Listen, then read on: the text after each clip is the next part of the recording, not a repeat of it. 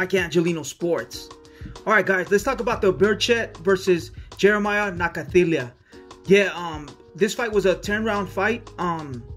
Berchelt moved up to 135, from 130 to 135 pounds. I don't know if Jeremiah Nakathila was campaigning at 130 and 135, but Berchelt, man, he wanted to fight at 135 pounds because according to some of his interviews, he wasn't making weight in at 130. He is a tall 130, so yeah, he said that his body grew and he wanted to fight at 135 to face possible opponents like the Ryan Garcias, etc., right? So yeah, Jeremiah Nakathila has 22 fights, 2 losses, 18 KOs.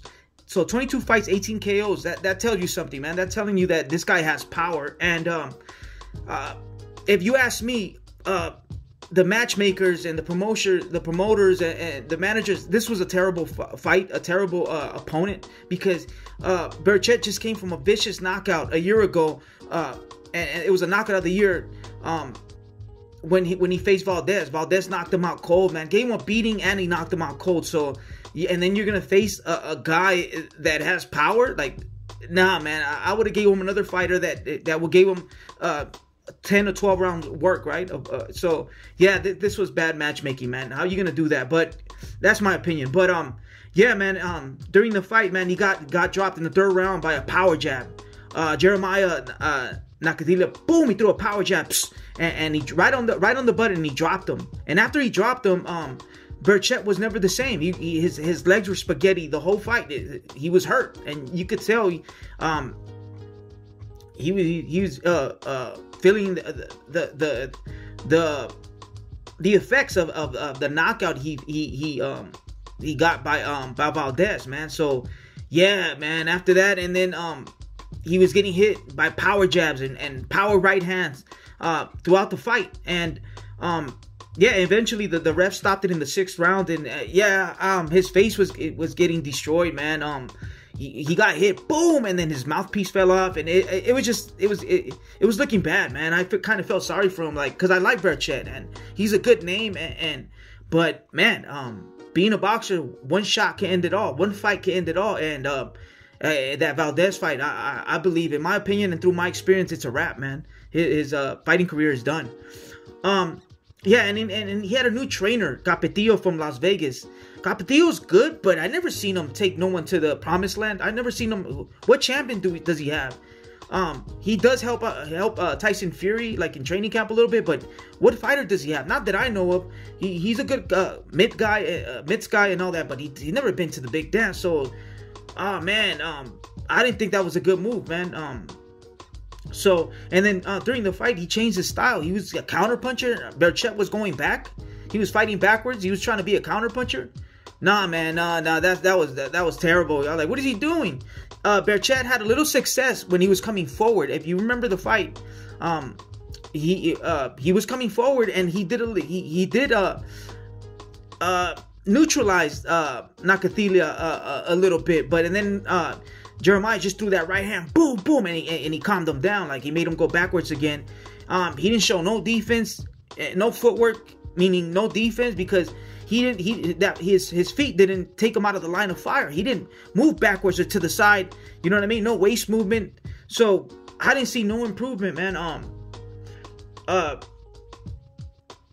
Yeah, like I said, he kept getting hit with those power jabs and power right hands, man, all night. What else? Yeah, and then last year, Berchelt was he trained in Miami for like a couple weeks. I don't know how long, but I saw an interview and I saw some training he was doing with he was in Miami training with Jorge Rubio. That's a great Cuban coach, man. You know, the Cuban pedigree, man. They teach you the fundamentals, the basics, footwork, foot speed, IQ, defense. You know, they teach you that. They teach you fundamentals. Jorge Rubio trains UFC fighters, and he trained Teofimo Lopez, Ugas, and a lot of Cuban fighters that we see in the professionals now.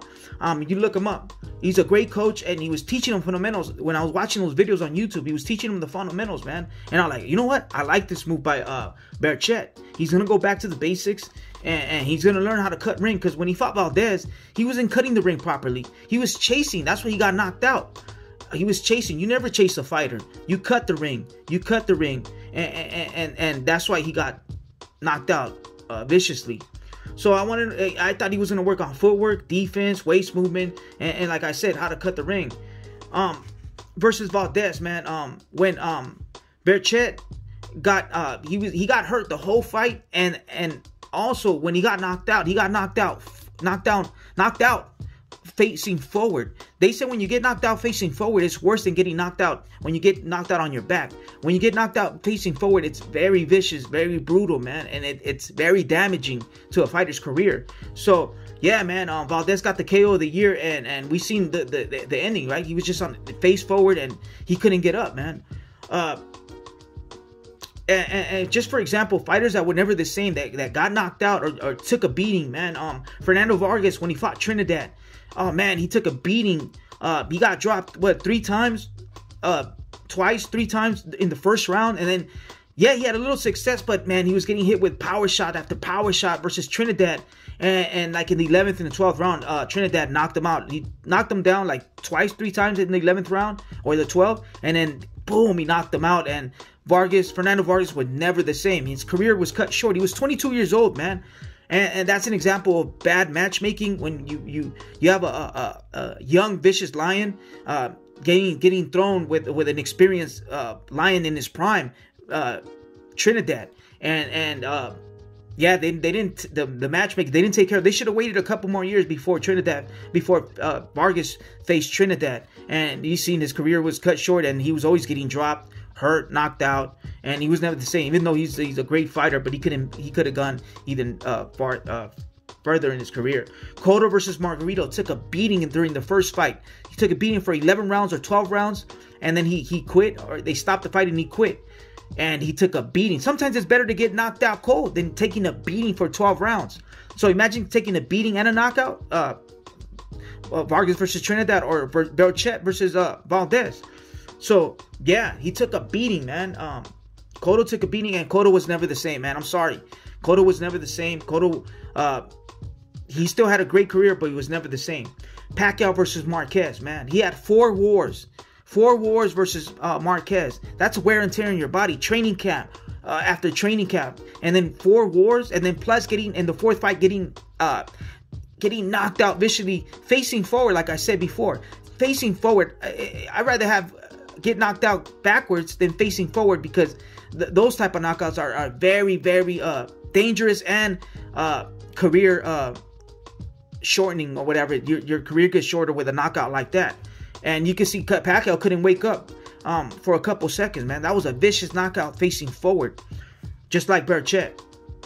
So Pacquiao was never the same, and that's the arguments I have. Like when Mayweather fought Pacquiao, that was post Marquez, after 4 wars with Marquez, and then that vicious knockout by Marquez, and then 5 years later, and Mayweather didn't have wars. You know what I mean? So yeah, they aged the same, but they didn't. When it comes to boxing, training camps, wars, knockouts, etc., that takes a lot from your body, man.